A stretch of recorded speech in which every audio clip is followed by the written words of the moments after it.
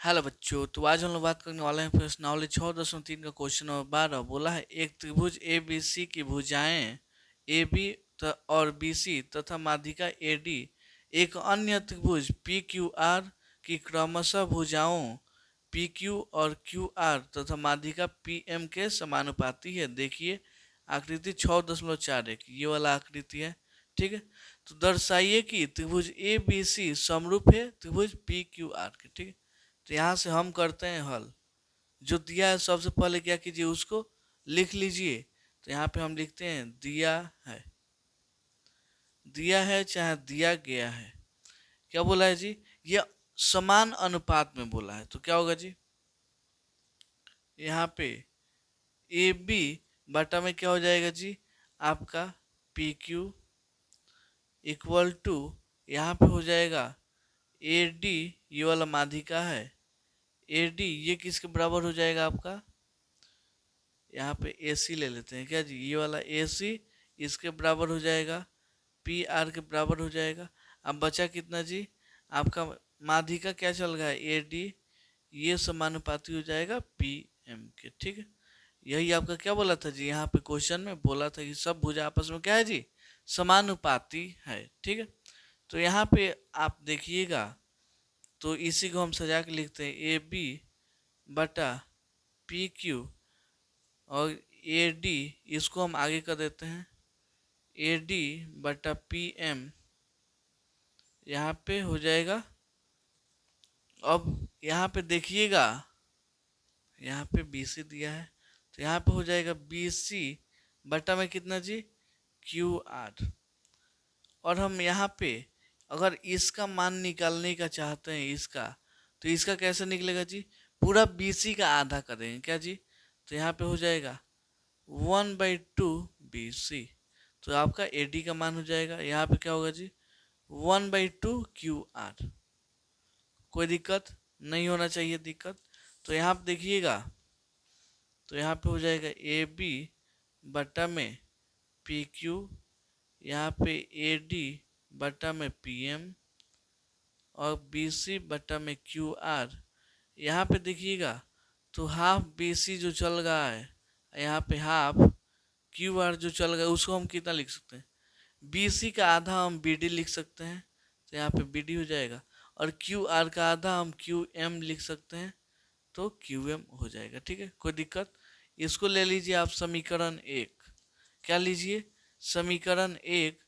अब हम आते हैं यहाँ पे त्रिभुज ए बी डी तथा त्रिभुज पी क्यू एम को हम पहले समरूप दिखाते हैं क्या जी, समरूप। कोई दिक्कत नहीं है। तो आपका ए बी डी आपका कौन है जी, ए बी डी ये वाला त्रिभुज और पी क्यू एम ये वाला त्रिभुज, इसको समरूप दिखाना है। तो आप लिख सकते हैं ए बी बटा में पी क्यू, चलिएगा तो यहाँ पे ले लीजिए ए बी बटा में हो जाएगा पी क्यू, उसके बाद से क्या हो जाएगा जी, ये ए डी बटा में हो जाएगा पी एम, ए डी बटा में पी एम, उसके बाद से क्या हो जाएगा जी, यहाँ पे बी डी चलिएगा, बी डी बटा में क्या हो जाएगा जी, क्यू एम। कहाँ से, समीकरण एक से। कहाँ से जी, समीकरण एक से। तो अब देखिएगा, तीनों साइड आपस में, मतलब तीनों भुज आपस में क्या है, समानुपाती है। क्या है जी, समानुपाती। तो क्या हो जाएगा, इसलिए जो त्रिभुज होगा ए बी डी वो समरूप होगा किसका जी, त्रिभुज यहाँ पे हो जाएगा पी क्यू एम के। कहाँ से, साइड समरूपता नियम से, समरूपता नियम से ये हो गया। अब यहाँ पे देखिएगा, अगर समरूप हो गया तो कोण बी और कोण क्यू आपस में क्या होगा, बराबर होगा। कोण बी इक्वल टू कोण क्यू, क्यों, क्योंकि समरूप त्रिभुज की संगत कोण आपस में क्या होता है, बराबर। यहाँ पे लिख दीजिएगा, चूंकि समरूप समरूप त्रिभुज की संगत कोण बराबर होता है। क्या होता है जी, बराबर होता है। कोई दिक्कत नहीं। हमको यही लाना था, कोण बी और कोण क्यू को क्या करना था, बराबर। अब आते हैं त्रिभुज। अब अब त्रिभुज किसमें जी, ए ए बी सी तथा त्रिभुज त्रिभुज पी क्यू आर में। अब हम इसको क्या करेंगे, सिद्ध। ए बी सी मतलब ये वाला पूरा बड़ा वाला लेना है, और यहाँ पे पी क्यू आर बड़ा वाला लेना है, कोई दिक्कत नहीं है।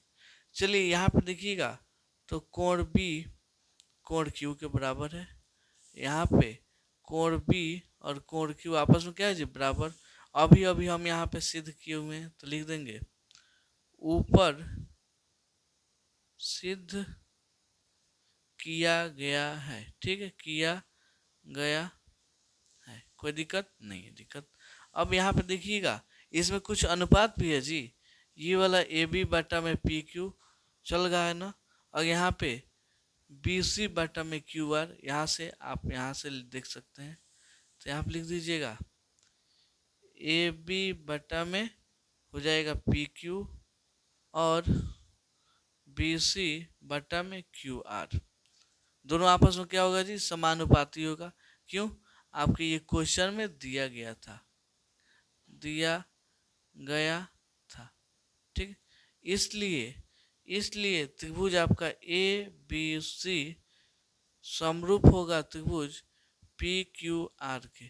कौन नियम से जी, एगो एंगल या दूगो क्या है जी, साइड है, तो आपका हो जाएगा साइड एंगल साइड समरूपता समरूपता नियम से।